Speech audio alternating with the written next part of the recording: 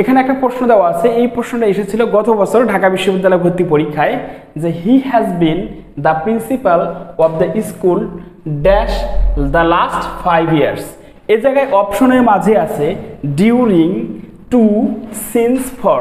এই চারটা অপশনের মাঝে কোন অপশনটা সঠিক হবে একটু তোমরা চেষ্টা করো। আসসালামু আলাইকুম প্রিয় শিক্ষার্থীরা, তোমরা যারা এবছর ঢাকা বিশ্ববিদ্যালয় সহ বিভিন্ন পাবলিক বিশ্ববিদ্যালয়ে ভর্তি পরীক্ষা দিবে, আজকের এই ক্লাস তোমাদের জন্য। আজকে আমরা শিখবো সিন্স এবং ফরের ব্যবহার। তোমরা বোর্ডে এখানে দেখতে পাচ্ছ। ইনশাআল্লাহ আজকের এই ক্লাসের মধ্য দিয়ে সিন্স এবং ফরের একদম ডিটেলস আমরা আলোচনা করব। এখানে একটা প্রশ্ন দেওয়া আছে, এই প্রশ্নটা এসেছিল গত বছর ঢাকা বিশ্ববিদ্যালয় ভর্তি পরীক্ষায়, যে he has been the principal of the school dash the last 5 years। এই জায়গায় অপশনের মাঝে আছে ডিউরিং, টু, সিন্স, ফর। এই চারটা অপশনের মাঝে কোন অপশনটা সঠিক হবে একটু তোমরা চেষ্টা করো। তোমরা না পারলে আমি পুরোটা ব্যাখ্যা করে দেখাবো। প্রিয় শিক্ষার্থীরা, আমি জানি তোমাদের মাথার উপর দিয়ে ঝড় যাচ্ছে। ইনশাআল্লাহ দেখো, শুরু থেকে ক্লাসটা দেখো, ইনশাআল্লাহ সিন্স এবং ফরের ব্যবহার একদম পানি হয়ে যাবে। ওকে, সিন্স এইটা দ্বারা কি বোঝায়? সিন্স এবং ফর এইটা দ্বারা কি বোঝায়? প্রথম কথা হচ্ছে এইটা বোঝায় হচ্ছে পয়েন্ট অফ টাইম। কি বোঝায়? পয়েন্ট অফ টাইম বোঝায়। Point of time. তাহলে সিন্স দ্বারা কি বোঝায়? সিন্স দ্বারা বোঝায় হচ্ছে পয়েন্ট অফ টাইম।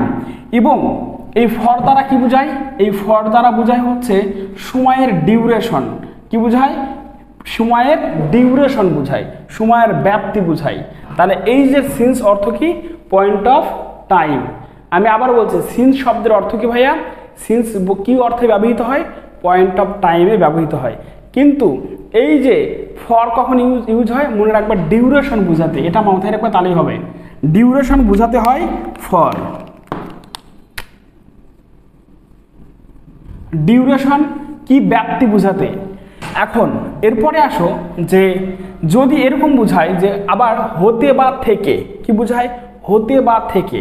হতে বা থেকে বোঝানো হয় সিন্স। কি বোঝালে? হতে বা থেকে। আবার বাংলায় যদি আমরা বলি ফর কখন ইউজ হবে? ধরে যাবত। কি কখন ইউজ হবে?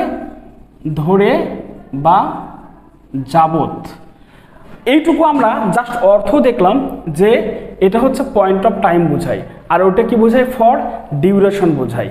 আমি আশা করছি তোমরা এইটুকু বুঝতে পারছো। কিন্তু আর একটা বিষয় হচ্ছে যে ধরো এইটা একটা সরল রেখা, এইটা একটা পয়েন্ট এবং এইটা একটা পয়েন্ট। এখানে আমি দিলাম 2000 সাল। 2000 এখানে ধরো 2000 সাল, 2000 সাল, এবং এইখানে ধরো 2025 সাল। তাহলে 2000 সাল থেকে 2025 সাল কত বছর হচ্ছে? এখানে 25 বছর।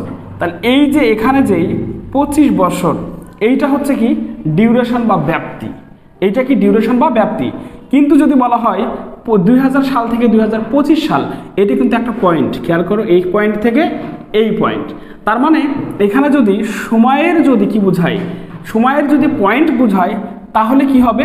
তাহলে হবে হচ্ছে সিন্স। বাট এই যে দুই সময়ের মাঝে ডিউরেশন, এই ডিউরেশন বোঝালে কি হবে? ফর হবে। প্রিয় শিক্ষার্থীরা, আমি আশা করছি তোমরা এই অংশটুকু বুঝতে পেরেছো। তবে আর একটা বিষয় আছে এখানে, যদি এরকম উল্লেখ থাকে দি নেম অফ ডেজ, দিনের নাম। দিনের নাম কোনগুলো?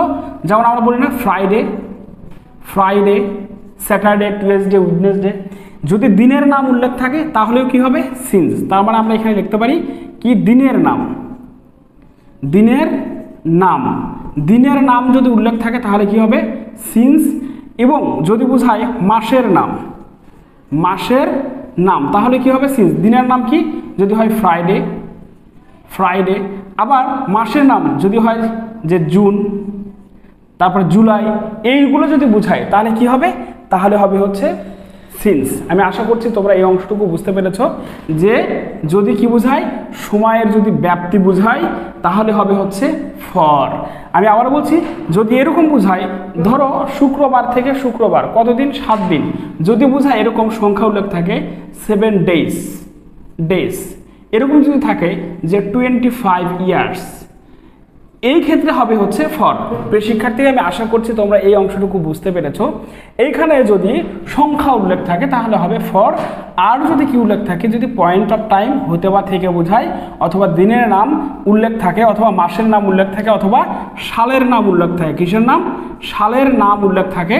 তাহলে সালের নাম যেমন 2002 সাল, 2005 সাল, এরকম যদি সালের নাম উল্লেখ থাকে তাহলে কি হবে?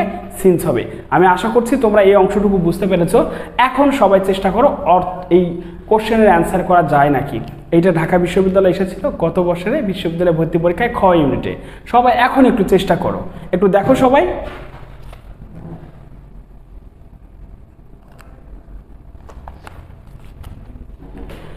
ওকে, তাহলে এখন আমরা অটোমেটিক্যালি বুঝতে পারতেছি এখানে 5 ইয়ার্স আছে। 5 ইয়ার্স কি বোঝাচ্ছে? ডিউরেশন বা ব্যাপ্তি, তার মানে এখানে 100% ফর হবে। প্রিয় শিক্ষার্থীরা, আজকের এই ক্লাসে তোমাদের সকলকে অসংখ্য ধন্যবাদ শুরু থেকে শেষ পর্যন্ত দেখার জন্য। ইনশাল্লাহ আমাদের এই শর্ট ভিডিওগুলো দেখতে থাকো। ইনশাল্লাহ ঢাকা বিশ্ববিদ্যালয়ে পূর্ব পর্যন্ত তোমরা ভালো একটা গ্রামারের নলেজ অর্জন করতে পারবে, পিওর ব্যাখ্যা।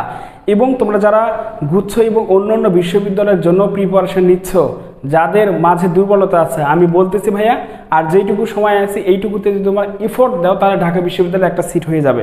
সকলকে অসংখ্য ধন্যবাদ। আসসালামু আলাইকুম।